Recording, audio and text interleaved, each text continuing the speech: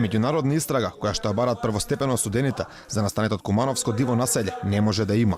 Адвокатот Звонко Давидовиќ за Алфа вели дека според нашите закони тоа е невозможно, порачувајќи дека доколку првостепено осудените се сомневаат во вистиницоста и објективноста на овој судски процес, имаат други правни лекови на располагање. Ако дословно ги почитуваме законите, тешко да има меѓународна истрага. Значи не во таа смисла како што се мисли дека цела истрага од странски истражни органи може да биде спроведена. Тоа е невозможно согласно нашите закони.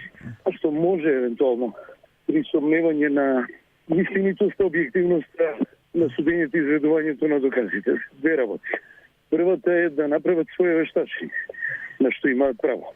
А втората е поисцрпување на сите правни лекови, сите инстанции, да се поднесе тужба во Страсбург. Меѓународната истрага за настанетот диво населје, иако според законите не може да биде спроведена, прв ја вети тогаш лидерот на опозицијата, сега премиер на државата Зоран Заев. Тој подоцна посочи дека владата барала механизми за тоа и да се спроведе. Ние сакаме, и тоа знаете дека е запишано дури во владината програма, да нема дилеми и дебати за сето она што представува неразјаснети работи. Верувам дека ќе ги најдеме начините со меѓународната заедница како да се оформи меѓународна истрага за овој случај. Ветување за меѓународна истрага пред нешто помалку од 2 години даде и министерот за внатрешни работи Оливер Спасовски.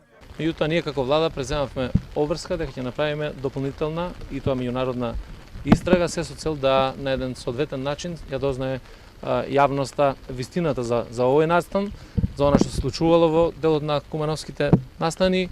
Ветувањата на власта се едни, законот вели друго. Но што, доколку дојде до меѓународна истрага за овој случај? Според Давидовиќ, тогаш би можел кој сака друг обвинет да побара за било кој предмет ист третман. Дали би можело за било кој судски процес во иднина да се побара таква истрага од било кој обвинет? Апсолутно, ако еднаш се направи за еден предмет, апсолутно би било возможно и дозволено тогаш и за другите.